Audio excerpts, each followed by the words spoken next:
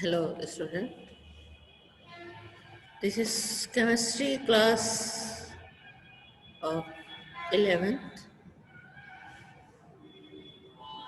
Basic concept of chemistry ये chapter तुम लोग काफ़ी दिनों से पढ़ रहे हो, तो ये अब लगभग ख़त्म होने पे है। तुम लोगों का आज लास्ट टॉपिक है। कल जो मैंने बताया था प्यूरिफिकेशन ऑफ ऑर्गेनिक कंपाउंड्स, उसमें कई फिजिकल मेथड बताए थे किस तरह से ऑर्गेनिक कंपाउंड्स को सेपरेट किया जाता है और किस तरह से उनको प्योर किया जाता है। तो एक मेथड उसमें बाकी रह गया था जो कि केमिकल मेथड है, और फिजिकल एंड केमिकल दोनों भी कह सकते हैं उसको। तो उस प्रोसेस पे हम आज डिस्कस करेंगे। तो ये last topic of the chapter है। इसके बाद तुम्हारा बेसिक कंसेप्ट ऑफ केमिस्ट्री ये चैप्टर कंप्लीट हो जाएगा, और ये चैप्टर काफ़ी इम्पोर्टेंट है, अच्छा चैप्टर है। सारी बेसिक नॉलेज इस चैप्टर में मौजूद है, तो इसको तुम लोग तैयार करो। और हम आज अब ये लास्ट टॉपिक इस क्लास का तुम लोग को बताने जा रहे हैं, वो है chromatography.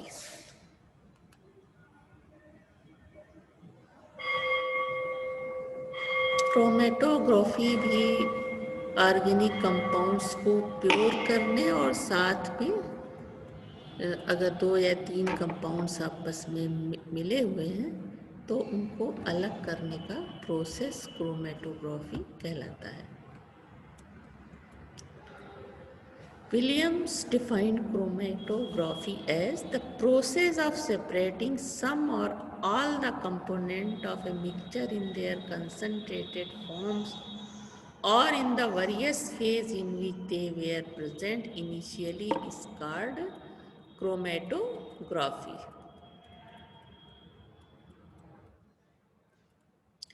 Chromatography is based on selective distribution of the various constituents of a mixture between two phases, a stationary phase and a moving phase. Different constituents migrate at different rates through the stationary phase. Stationary phase जिसपे कि moving phase को हम जब flow कराते हैं तो वो जो इसमें डिफरेंट कंपोनेंट होते हैं मूविंग फेज में, या जिस पिक्चर को हमें सेपरेट करना होता है, उस पर जो डिफरेंट सब्सटेंस होते हैं वो अलग अलग स्पीड से उसमें आगे बढ़ते हैं और अलग अलग जगहों पे एब्जॉर्ब होते हैं या इकट्ठा होते हैं। तो this is the point. Different constituents migrate at different rates through the stationary phase. The stationary phase can be a solid or liquid, while the moving phase is a liquid or gas.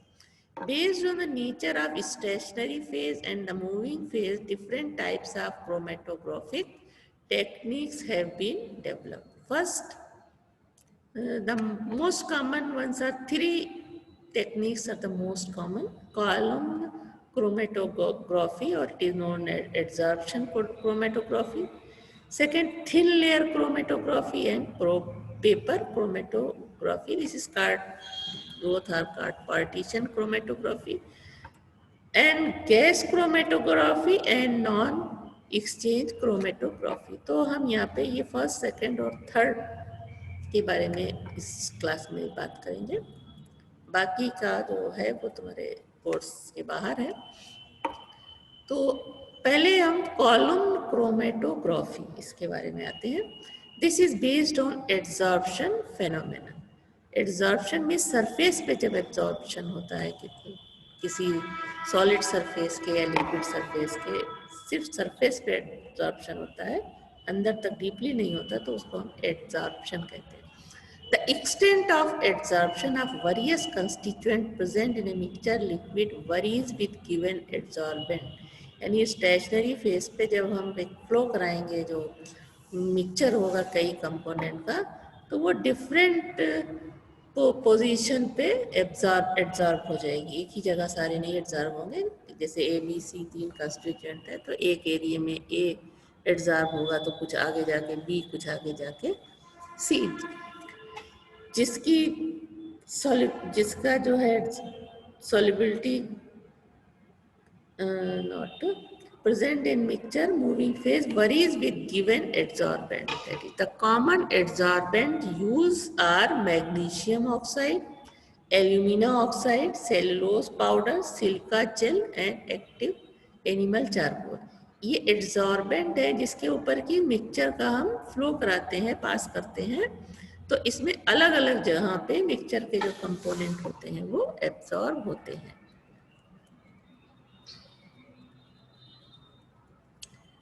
Column chromatography involves following steps. First, preparation of adsorbent column. Second है adsorption और third है elution of component and recovery. तो पहले हम किस तरह से adsorbent बनाएंगे जिसपे कि हम मिक्सचर का फ्लो कराएंगे तो वो अलग अलग एड्सॉर्ब होगी. दूसरा प्रोसेस एड्सॉर्प्शन हो गया. तीसरा एल्यूशन यानी कंपोनेंट को हम अलग करेंगे. फर्स्ट है preparation of adsorbent column. A long tube burette like fitted with a stop clock at the bottom is used for packing of the column. The tube is cleaned with chromic acid, washed with distilled water and dried. A cotton wool or glass wool plug is placed near the stop clock. Packing of adsorbent is done either by dry method or by wet method. In dry method, the column is supported vertically and the powdered adsorption is poured down in small amount and pressed after each addition. The process is repeated so as to get a column about 15 cm long. In wet method, a thin slurry made up of the adsorbent and the solvent is poured very slowly into the column, stirred with a glass rod to remove their air bubbles and allowed to settle for 15 minutes. If the column has been prepared by dry method, it is thoroughly wetted by pouring the solvent. The excess of solvent is drained out. तो ये तो तुम्हारा column बनाने का process हो गया जिसमें कि जो अभी एड्सॉर्प्शन बताया था कि कौन से एड्सॉर्बेंट यूज़ किए जाते हैं, सिलिका है, एल्यूमिना है, इस तरह से जो अभी एग्जांपल दिया था. अब सेकंड प्रोसेस हो जाता है adsorption. A concentrated solution of the mixture to be separated in a suitable solvent is absorbed in a small quantity of the absorbent and dried. The dried material is placed as the top layer in the adsorbent column. Pure solvent is taken in dropping funnel and is poured slowly at the top of the column. As the solvent passes through the top layer, it dissolves the mixture and adsorbs in thin layer and the solution is formed flow down. As the solution moves down, the component of the mixture in solution are adsorbed by the adsorbent at different types, different speeds. Those which are less strongly adsorbed, जो बहुत जल्दी adsorb हो जाते हैं वो कहाँ ऊपर के साइड में adsorb हो जाएंगे और जो देर में adsorb होने वाले होते हैं वो आगे बढ़ जाएंगे. More rapidly, those which are less strongly adsorbed move more rapidly than the more strongly adsorbed one. Consequently, the original layer of various components separates into a number of individual layers called band in the adsorption column. Each band is called chromatogram. These bands are further separated by running more of the pure solvent down the column. This process is known as development. The most strongly adsorbed component is present in the band near the top, while the weakly adsorbed constituent is to be found in the band near the bottom. तो जो तुरंत absorb होने वाले हैं वो top पे absorb हो जाएंगे और जो कम एब्जॉर्ब होते हैं धीरे धीरे होंगे तो वो आगे जाके अपना एक अलग अलग सेपरेट लाइन बना लेंगे, बैंड बना लेंगे, जिसको कि बाद में हम इसको इससे प्योर सब्सटेंस अलग कर सकते हैं. अब थर्ड प्रोसेस है evolution of component and recovery. The process of collecting or isolating the separated zone by washing is known as elution. This may be carried out in two ways.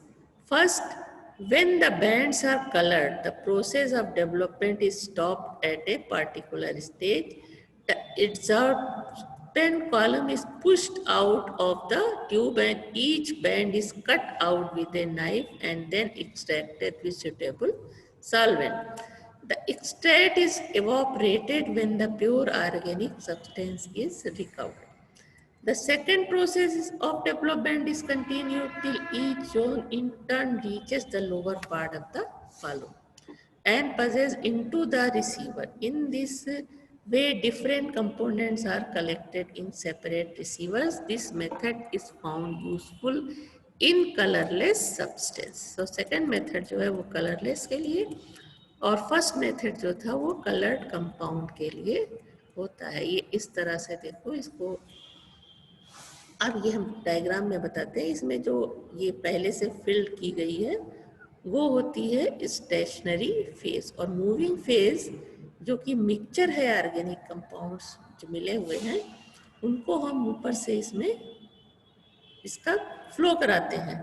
तो जो different mixture के अलग अलग component हैं वो इस जो adsorption है या स्टेशनरी फेज है इसके अलग अलग हिस्से में एड्जॉर्ब होते हैं। कोई कंपोनेंट जो तेज़ी से एड्जॉर्ब हो जाता है वो ऊपर के हिस्से में एड्जॉर्ब होता है, कुछ आगे बढ़ जाते हैं और दूसरी जगह एड्जॉर्ब होते हैं, इसी तरह कुछ और आगे बढ़ जाते हैं। तो जो सबसे धीरे धीरे एड्जॉर्ब होने वाला सब्सटेंस होता है वो सबसे लास्ट में जाके एड्जॉर्ब होता है। तो ये क्या है, लोडेड सैंपल है, स्टेशनरी फेज है जिसमें कि हम डालते हैं। अब ये एड्जॉर्प्शन हो रहा है, पहले ये मोबाइल फेज में से ये सैंपल सेपरेशन, ये अलग अलग बैंड इनके बन गए यहाँ पे एड्जॉर्बेंट के ऊपर।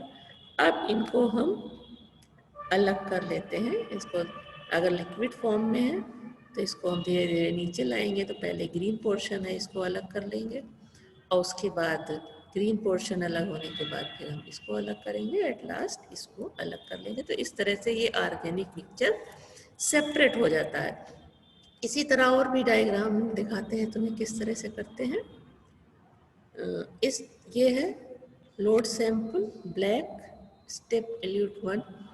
हम अलग अलग सारे कंपोनेंट को अलग किया। Blue can and elevated with, इस तरह से पहले हमने जो बैंड बन गए थे अलग अलग, तो पहले उसमें से येलो पोर्शन बाहर कर लिया, उसके बाद ये दूसरा पोर्शन था उसको हमने अलग किया और लास्ट में तीसरा पोर्शन अलग किया।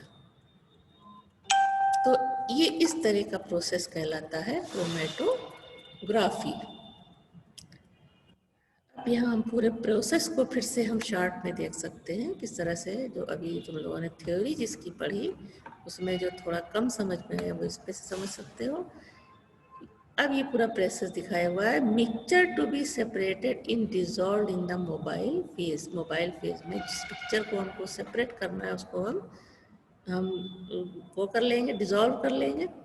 उसके बाद हम इसको यहाँ से जो हमने स्टेशनरी फेस तैयार की है, ये क्रोमेटोग्राफी कॉलम कहलाता है, उसमें इसको डालेंगे तो ये एब्जॉर्ब होना शुरू होगा और पहले ये एक साथ यहाँ पे होगा, फिर धीरे धीरे धीरे ये अलग होता जाएगा। ये सबसे ज़्यादा जो एब्जॉर्ब होने वाला कंस्टिट्यूएंट होगा ये ऊपर एब्जॉर्ब हो जाएगा, उसके बाद ये दूसरा, उसके बाद तीसरा, इस तरह से ये बैंड बन गए।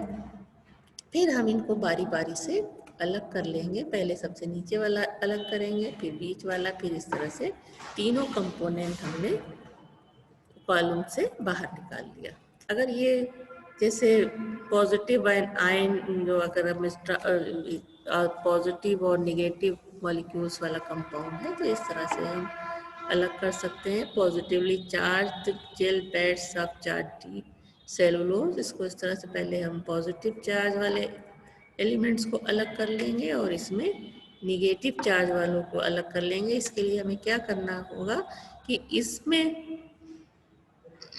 आपको इसका कलर या जिसे negatively charge proteins bind at low cell concentration and here bound proteins are elevated at high salt concentration.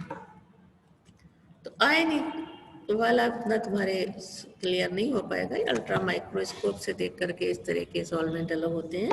तुम्हारे लिए इम्पोर्टेंट है इस तरह का जब बैंड बनेगा क्रोमेटोग्राफी में, तो सॉल्वेंट में जब हम डिजॉल्व करके इसको जो है जो स्टेशनरी फेज है उसमें फ्लो कराते हैं, तो मिक्सचर जो कंपाउंड है उनके अलग अलग बैंड इस तरह से बनते जाते हैं, और फिर हम इनको अलग कर लेते हैं इस तरह से। ग्लास वूल जो बताया था नीचे, ताकि जब ये प्रोसेस हो रहा हो तो बाहर ना निकल जाए लिक्विड, उसके लिए हम ग्लास वूल यहाँ लगाते हैं और ये इस प्लग से इसको बंद रखते हैं। और जब हमें सेपरेट करना, बाहर निकालना होता है कंपोनेंट को, तब हम इसको ओपन करते हैं। अब सेकेंड टाइप ऑफ क्रोमेटोग्राफी है थिन लेयर क्रोमेटोग्राफी, शॉर्ट में कहते हैं TLC।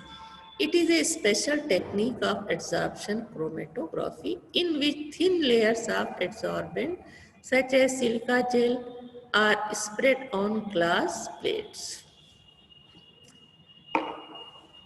A glass plate of size 5 to 20 cm is taken. A slurry of the absorbent in an organic solvent is prepared. The slurry is then coated on the glass plate with the help of device called applicator.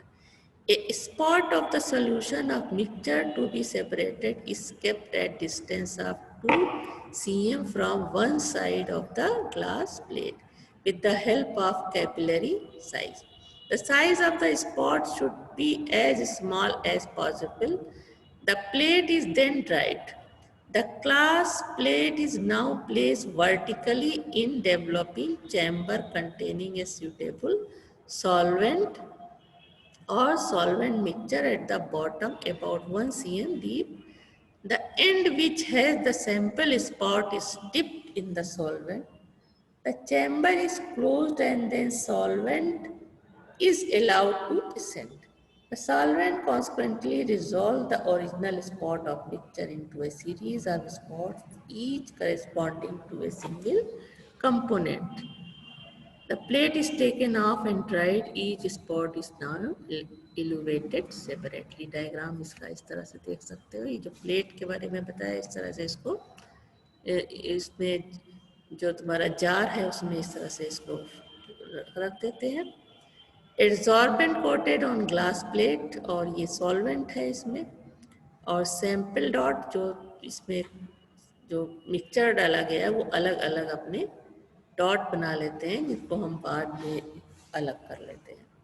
Now paper chromatography, it is the simplest technique of chromatography. The process is similar to thin layer chromatography except that a strip of paper acts as, ये इसका दूसरा diagram है, glass cover है ऊपर, फिर beaker में रखा गया है, TLC ग्लास प्लेट है coated with silica gel, mixture यहाँ पे, उसके बाद पेंसिल लाइन, थिन लेयर को, और ये लास्ट में क्या है, सॉल्वेंट है। इस तरह से होता है इसमें। आफ्टर 5 मिनट जो कंपोनेंट हैं वो अलग अलग इस तरह से डॉट बना लेंगे, फिर थोड़ी देर के बाद इस तरह से बना लेंगे, और थोड़ी देर के बाद इस तरह से हो जाएंगे। तो क्या है कि steps of thin layer chromatography. Paper chromatography is based on mechanism which is partly partition and partly adsorption. The paper consists of cellulose fibers having molecules of water strongly adsorbed on them. This serves as a stationary phase, while a suitable organic solvent is used as a mobile phase. A drop of the solution of a mixture to be separated is placed on the strip of chromatographic paper and the solvent is allowed to travel along the strip. When the eluting solvent moves upwards, it is termed ascending paper chromatography, and when the eluting solvent moves downwards, it is termed as descending paper chromatography. Whether the solvent moves upward or downwards, the picture is subjected to partition between the stationary phase and the moving phase. As a result of continuous and repeated partitioning, the rate of migration of the each component of the mixture is different, which is responsible for their separation on the paper. Finally, the paper strip is taken out and dry it in air. The position of various components on the paper is determined by spraying some suitable reagent which make the spots visible. In the separation and identification of amino acid, ninhydrin is used for developing and colored spot. Now, this is the chromatography and अब हम आते हैं criteria of purity of organic compound. कोई भी organic compound हमने जो पहले के सारे प्रोसेस बताए उससे सेपरेट कर लिया और अपने हिसाब से हमने प्योर कर लिया, लेकिन उसके बाद वो कितने प्योर हैं इसको हमें टेस्ट करना होता है उनका मेल्टिंग और बॉइलिंग पॉइंट निकाल के, क्योंकि मेल्टिंग और बॉइलिंग पॉइंट किसी भी कंपाउंड का फिक्स होता है। तो अगर उसमें इम्प्योरिटी मिल जाती है तो वो उसका मेल्टिंग और बॉइलिंग पॉइंट दोनों कम हो जाता है। तो अगर जितना उसका मेल्टिंग पॉइंट जो भी कंपाउंड हमने सेपरेट किया है या प्योर किया है उसका मेल्टिंग पॉइंट या बॉइलिंग पॉइंट उतना ही आता है जितना स्टैंडर्ड वैल्यू उसकी होती है, तब वो कंपाउंड प्योर हुआ है पूरी तरह से, वरना नहीं। तो यहाँ हमें criteria of purity of organic compounds देखना है कि क्या होता है। ये होता है मेल्टिंग पॉइंट्स और बॉइलिंग पॉइंट। तो ये चेक करने के लिए कि कंपाउंड प्योर है कि नहीं, हम कंपाउंड्स का अगर सॉलिड है तो मेल्टिंग पॉइंट निकालते हैं और अगर लिक्विड है तो उसका बॉइलिंग पॉइंट निकालते हैं। तो अगर कंपाउंड सॉलिड है तो उसका हम मेल्टिंग पॉइंट निकाल करके टेस्ट करेंगे कि ये सब्सटेंस पूरी तरह प्योर है या नहीं है। A pure organic solid has a definite and sharp melting points, while an impure substance has a lower and indefinite melting points. The melting point of a solid may be defined as the temperature at which the solid and liquid states of the compound are in equilibrium with each other at an external pressure of 1 atmosphere.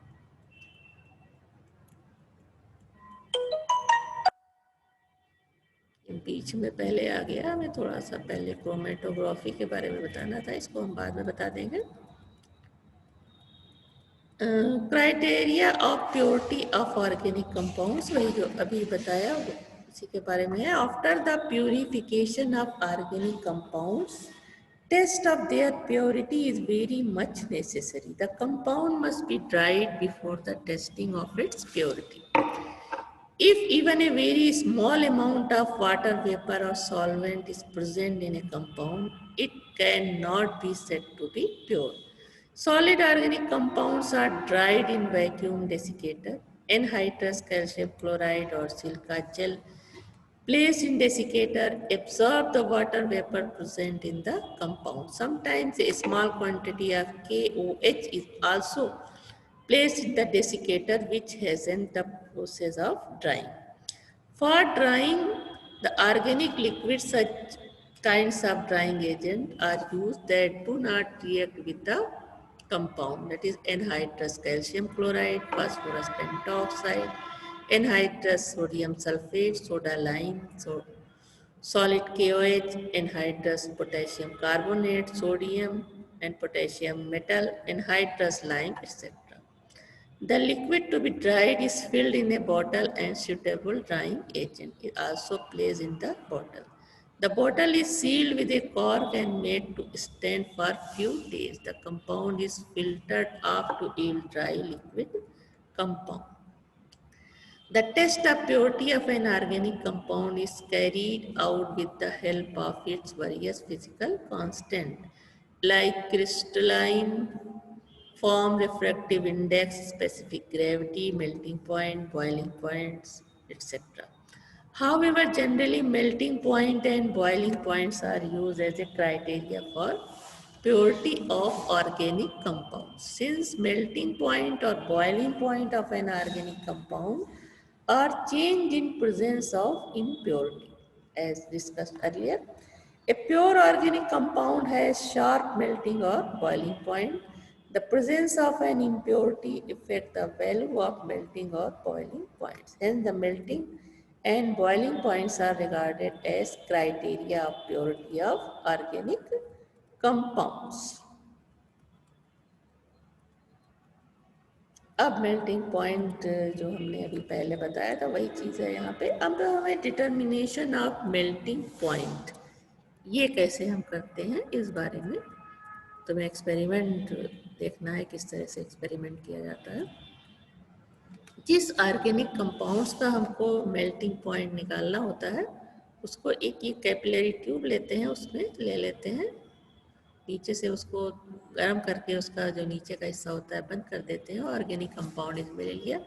ये पूरा स्प्रेटस ये थीलेस tube कहलाता है, इस तरह से बना होता है।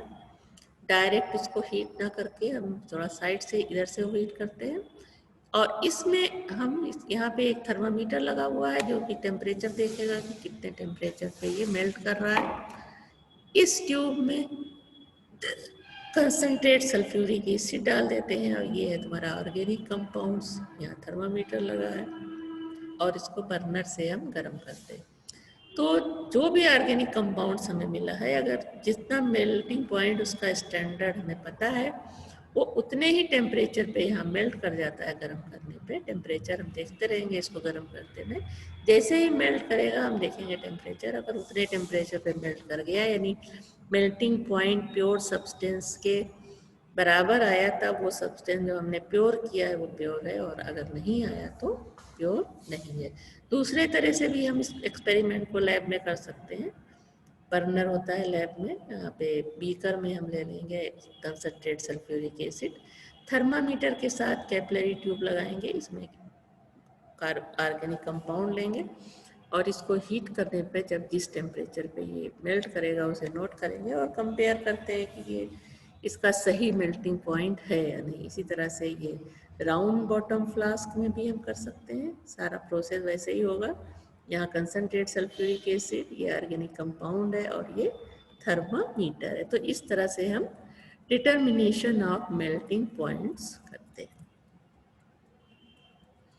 If the determined melting point is the same as that of the pure compound, the sample is questioned is also said to be a pure substance. Now mix melting points. The melting point of the two thoroughly mixed substance is called mixed melting point. This can also be used for ascertaining the purity of compound. The substance whose purity is to be tested is mixed with a pure sample of the same compound. The melting point of the mixture is determined.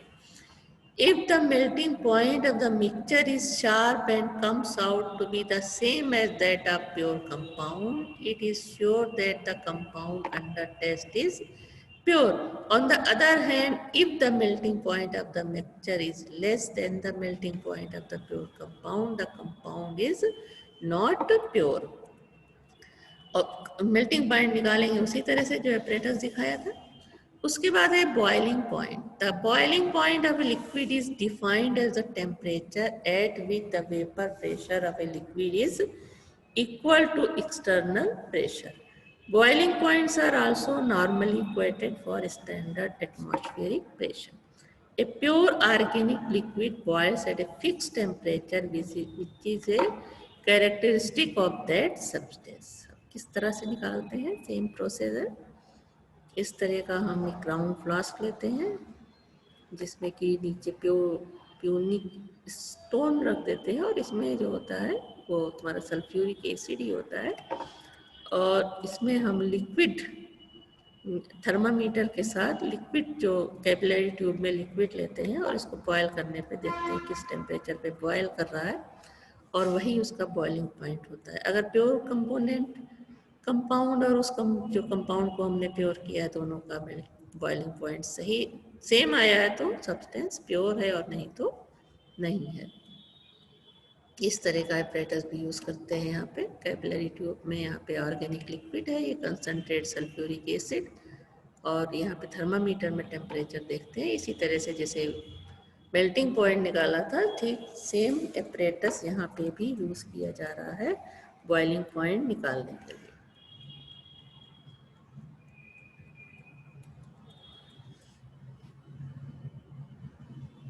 तो ये तुम्हारा criteria of purity of organic compounds था, जो check करते हैं melting और boiling point निकाल करके। उससे पहले हमने तुम लोगों को बताया था क्रोमेटोग्राफी के बारे में, सारा प्रोसेस तुमने पढ़ा कि क्रोमेटोग्राफी क्या होती है। अब क्रोमेटोग्राफी की इम्पोर्टेंस क्या है या एप्लीकेशन ऑफ क्रोमेटोग्राफी क्या है, इसके बारे में हम थोड़ा सा जान लेते हैं। एक complex mixture, that is mixture of amino acid, can easily be separated by the technique of chromatography. The compounds of azeotrope mixture cannot be separated by the method of fractional distillation but can be separated easily by chromatography. Sometimes solubilities of some compounds are almost same in different solvents. In such case, the various compounds cannot be separated by fractional distillation, but separation can be carried out by chromatography. तो first importance ये हो गई इसकी। Second है, the main characteristic of the chromatography is that this technique can be used when the component in a mixture are present in very small amount. Third, the separation of mixture of both colorless as well as colored components is possible by chromatography. Analysis of all types of mixture, that is solid, liquid or gas, can be carried out successfully by chromatography. This technique is simple, economic and easy. So, this is the last class for basic concept of organic chemistry. तो सारी जो basic चीज़ें हैं वो तुम्हें इस chapter में पढ़ने को मिली। इनको समझो अच्छी तरीके से और उनके नोट्स भी तैयार करो। अब हम इसके बाद अगला चैप्टर स्टार्ट करेंगे ऑर्गेनिक केमिस्ट्री में। जो दूसरा चैप्टर है तुम्हारा वो हाइड्रोकार्बन का है, तो हाइड्रोकार्बन के बारे में हम अगले क्लास में तुम लोगों को बताएंगे।